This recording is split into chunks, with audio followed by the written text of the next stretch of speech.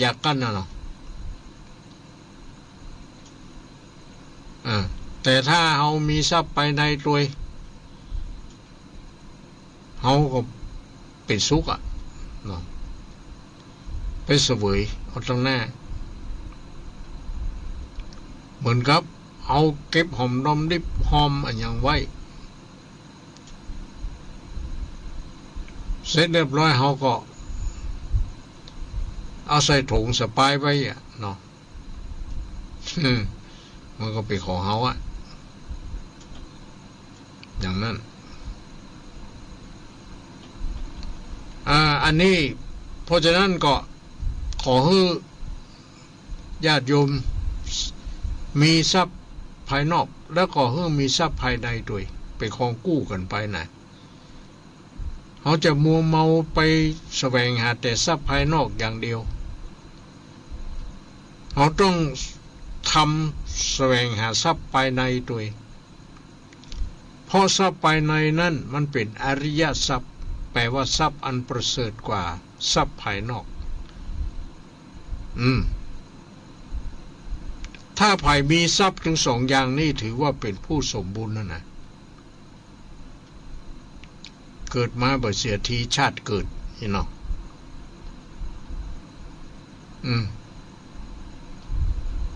แต่ว่าอย่างว่านั่นแหละบางคนมันมีทรัพย์ภายนอกอย่างเดียวอะทรัพย์ภายในไม่มีเช่นอย่างเศรษฐีมีเงินมีทองมีทรัพย์สิ่งของมากมายไก่กองแต่ก็บ่ฮื้อดานเนี่ยขี้จิขี้ทนี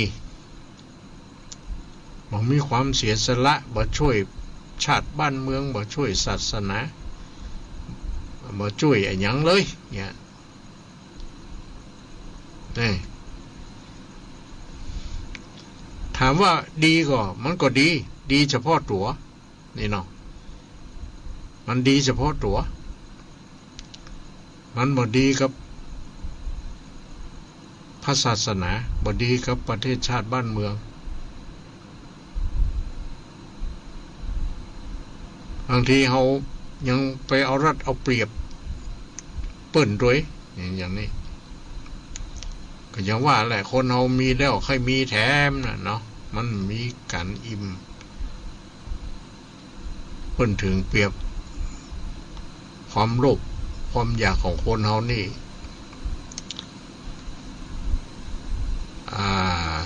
นักหนาปาปาดเปรียบถึงน้ำมหาสมุทรเปรียบถึงโลกกว้างทั้งหมดเนี่ย ยังบ่เจ้ากิเลสตัณหาของคนมันใหญ่กว่านี้มันลึกกว่านี้เนี่ย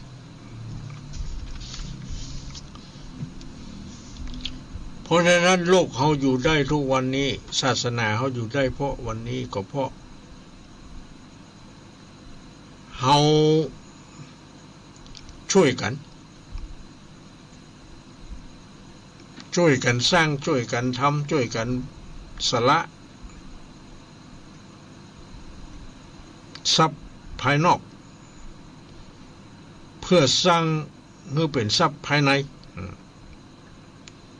อย่างเขามีศรัทธาท่านังเนี่ยคือทรัพย์คือศรัทธาเปิ้นก่อสร้างเปิ้นทำอะไรยังเขามีเวลาโอกาสเขามีทรัพย์ภายนอกเขาก็เอาไปให้ไปหอมไปช่วยเหลือเปิ้นจะนี่บอกว่าจะสร้างวัดวาอารามกุฏิวิหารศาลาบาทโบสถ์หอระฆังเจดีย์อันยังก็แล้วแต่เนาะที่เป็นถาวรวัตถุเอาสละทรัพย์ภายนอกเพื่อสร้างทรัพย์ภายในเมื่อมันเกิดขึ้นนี่คือเอาทรัพย์ภายนอกไปแลกเอากับไปแลกเอาทรัพย์ภายในอีกก็ว่าได้เนาะแต่มันก็ไม่ใช่เฉพาะแต่ใช้เงินใช้ทรัพย์ภายนอกไปแลกเอาอย่างเดียวนะเขารักษาศีลเขาก็ไม่ต้องใจเงินใจทองก็เป็นศีลทานังทรัพย์คือศีลนะก็คือประพฤติปฏิบัติตามข้อศีลบ่ให้มัน ล่วงละเมิดในศีลข้อใดข้อหนึ่งก็ได้ชื่อว่าเฮามีทรัพย์ภายในคือศีลทนังเนาะอย่างเนี้ย เอาเถอะญาติโยมทั้งหลายเฮาสร้างทรัพย์ภายนอกแล้วเฮาจะไปลืมสร้างทรัพย์ภายในด้วยนะอย่างญาติโยมทั้งหลายที่เป็นคลื่นสีขาวเนี่ยเนาะเวลา ประกาศนัดแนะกันไปปะกันเพื่อทำกิจกรรมนั่นก็คือไปสร้างทรัพย์ภายในนั่นแหละเนาะไปฟังเทศน์ฟังธรรมไปจำศีลภาวนาอย่างนี้เป็นการไปสร้างทรัพย์ภายในที่เกิดขึ้นแต่มันก็ต้องอาศัยทรัพย์ภายนอกอยู่ดีเนาะ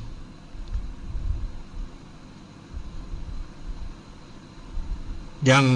เขาไปรถไปรางเป็นทรัพย์ภายนอกแต่เวลาเขาไปทำบุญทำทานจำศีลภาวนาเป็นทรัพย์ภายในทรัพย์ภายในจะเกิดมีขึ้นได้ก็ต้องอาศัยทรัพย์ภายนอกเนาะถ้ามีรถมีร่างมีเงินมีทองก้าน้ำมันก้าอย่างทุกทางมันก็ไปมันได้อะเนาะเพราะนั้นมันก็ดูเหมือนว่ามันเป็นของกู้กันเนาะเขาต้องมีทั้งสองอย่างนะต้องมีทั้งสองอย่างจะไม่มีอย่างเดียวอย่างใดอย่างหนึ่งมันบ่ได้นะเนาะอันเนี้ยญาติโยมเนาะ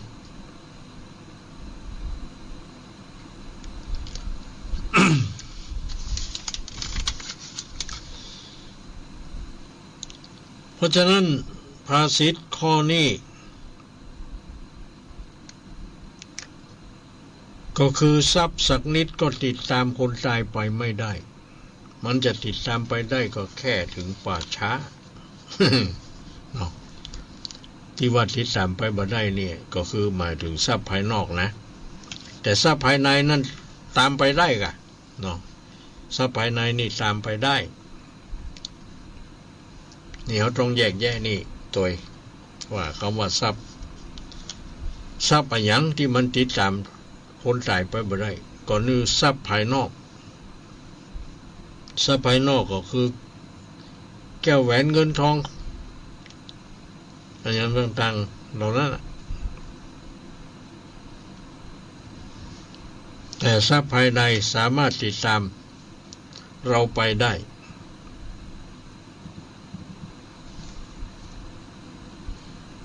เพราะฉะนั้นเราจะต้องรีบขวนขวาย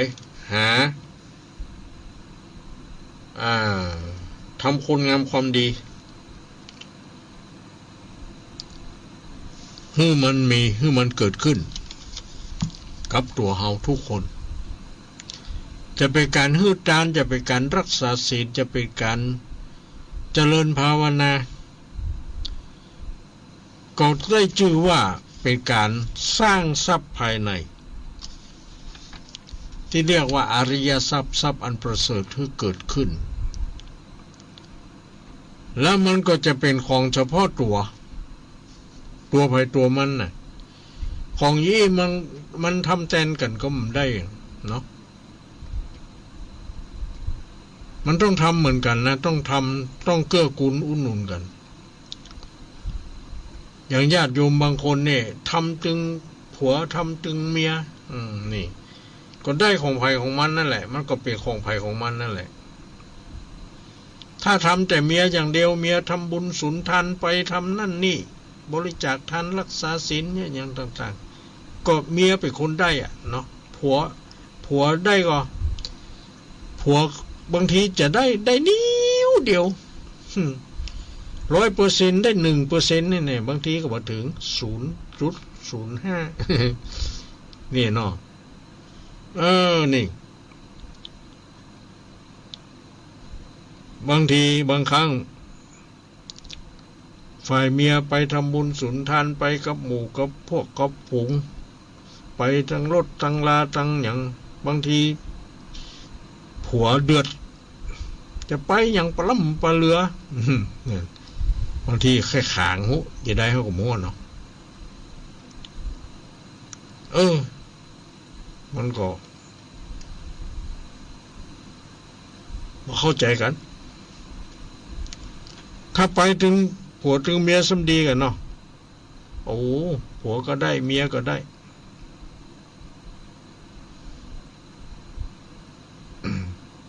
ถ้าไปกับเมียก็ได้กับเมียผัวบ่ได้ถ้าไปกับผัวเมียบ่ไปเมียก็บ่ได้อย่างนี้เพิ่นถึงเปรียบเสมือนเฮา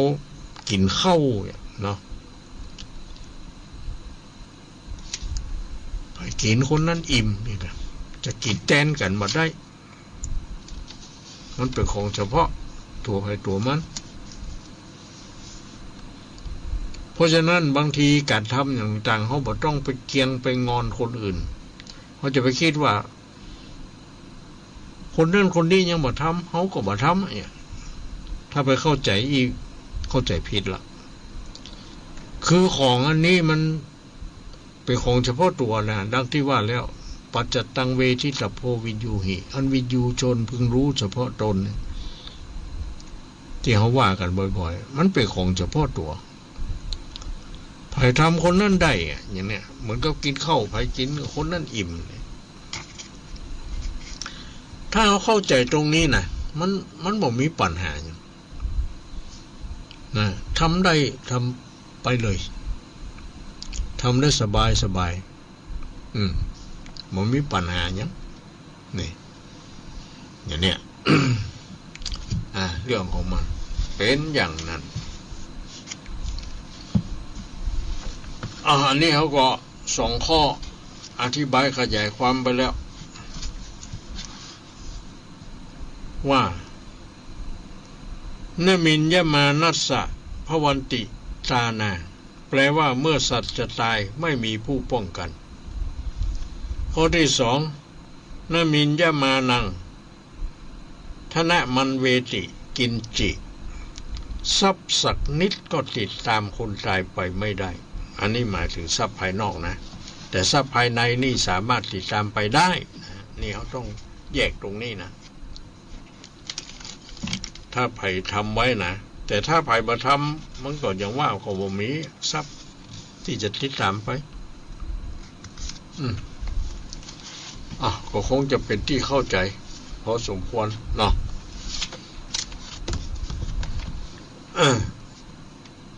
ต่อไปเราลองมาเล่าเรื่องราวอย่างต่างๆคล้ายๆกับว่าจะแบบเรื่องนิทานอีกก็ว่าได้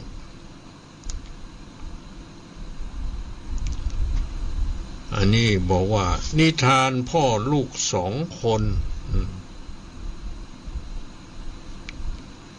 ยังมีนิทานเรื่องหนึ่งอติเตกาเลกีระดังจะได้ฟังมาในการที่ล่วงแล้วมานานยังมีพ่อลูก2 คนส่วนพ่อนั่นมีจิตใจเป็นกุศลก็คือเป็นบุญนั่นแหละเนาะพ่อมันได้ฮือทานได้รักษาศีล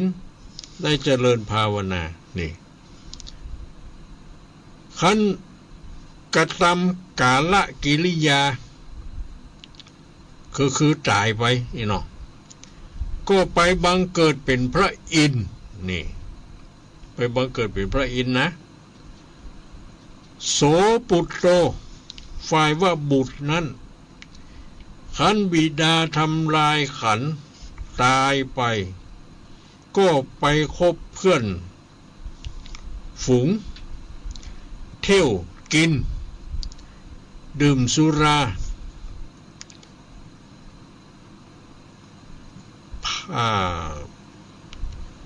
สุรานารีภาชีกีฬาบัตรเนาะเอาหมดเลยแต่เมื่อพ่อมีชีวิตอยู่พ่อมันก็เก่งใจพ่อมันก็บ่เนี่ยมาทำเพราะพ่อมันตายมันดูต่างกับนี่ผมมีไผมาห้ามมาปรามผมมีไผมาด่ามาว่า มาอย่างนี้เนาะทรัพย์สมบัติของพ่อมันที่มีอยู่ แทนที่จะเอาไปให้มันงอกมันเงยให้มันมีผลมีกำไรเพิ่มพูนเข้ามากับร้อยหลอน้อยลงไปเพราะว่าบ่ได้ทำทรัพย์สมบัติที่มีอยู่นั่นให้เกิดประโยชน์เอาไปกินเอาไปจ่ายในทางที่ประจำเป็นเนี่ยอย่างกับเลี้ยงเพื่อนฝูงกินสุราดื่มเหล้าดื่มสุราอย่างนี้เนาะภาษีกิลบัตรอย่างนี้นะทีนี้นานต่อมาทรัพย์โภคานั้นก็หมดไปทุกวันมันก็หมดกันเนาะมีกระจายมีกระจายบ่มีเพิ่มเนาะก็เรียกว่าน้ำเก่าออกไปน้ำใหม่ก็ไม่เข้ามาแทนที่เนาะมันก็แห้งกะเนาะมันก็เสี่ยงก็หมดกะตามนั้นทีนี้ครั้งนั้นพระอินทร์ผู้เป็นบิดาเนี่ยนะที่พ่อมันตายไปเกิดเป็นพระอินทร์นี่นะ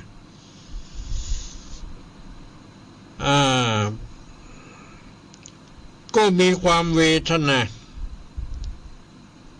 าคือสังเวชอินดูนี่เนาะว่าโอ้ลูกเขาพอกองเขาตายลูกเขาเอาทรัพย์สมบัติที่เขาเอาละไว้เอาไปกินง่ายใจอวยไปเล่นไปกินไปดื่มโดยที่บ่ให้ทรัพย์นั้นมันงอกงามงอกเงยขึ้นนี่เลยชิบหายไว้หัวเป็นคนทุกข์คนจนทีนี้พระอินทร์นี่ก็ทรงรู้แรงหันด้วยที่ปัจจคุเนาะเพิ่นจะ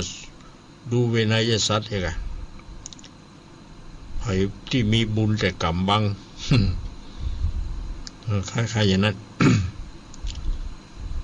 ก็เอ็นดูสงสารลูกก็จึงนำเอาหม้อ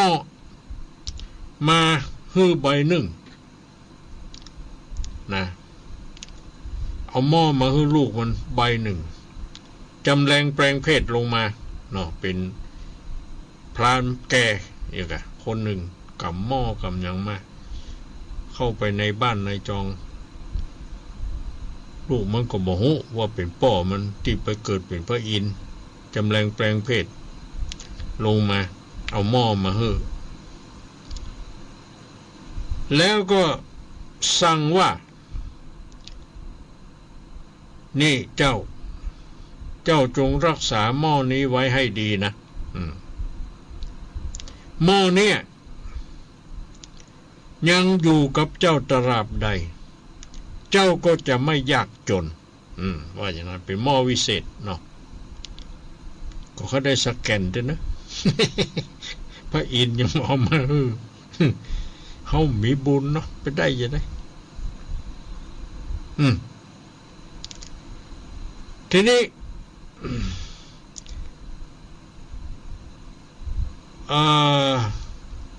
พระอินทร์ที่เป็นพ่อในอดีตได้เอาหม้อมามอบเพื่อลูกมันแล้วก็สั่งลูกมันบอกว่าหม้อนี้รักษาไว้ให้ดีถ้าหม้อนี้ยังอยู่กับเจ้าตราบใดความยากจนก็จะมาเกิดขึ้นกับเจ้า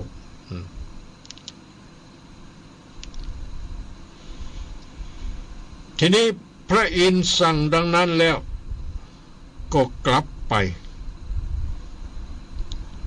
ก็คือหายแวบไปเป็นเบียพินิหารนี่เนาะอย่างที่เอาหันในภาพยนตร์ในหนังนะครับติ้งลูกไหลหมูมายืนนั่นเจอก็เดี๋ยวปิดหายไปอย่าง เทคนิคกันไทยเนาะโสปุตโตอันว่าลูกชายนั้นครั้นได้หม้อจากพระอินทร์ที่เป็นพ่อในอดีตแล้วก็ปาเอาหม้อนั้นไปเที่ยวกินสุรานั่น ก เอาหม้อนั้นไปอ่าไปเที่ยวกินสุราบ่กินเหล้าเองเนาะ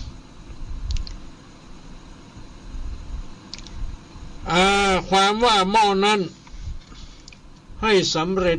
ตามความปรารถนาคล้ายๆกับว่าหม้อนี้เป็นหม้อวิเศษถ้าเขาจะปรารถนาอย่างเขาได้อย่างอันใดนะ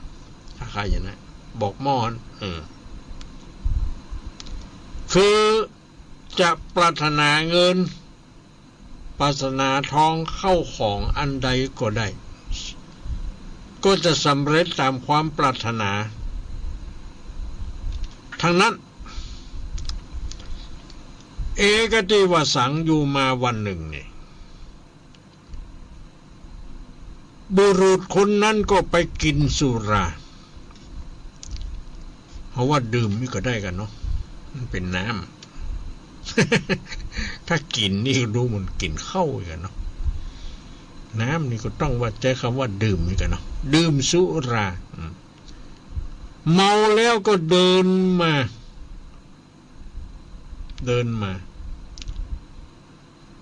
แล้วก็โยนหม้อนั่นขึ้นไปบนอากาศแล้วก็รับ คล้ายๆว่าเอาหม้อมาเล่นนี่ค่ะ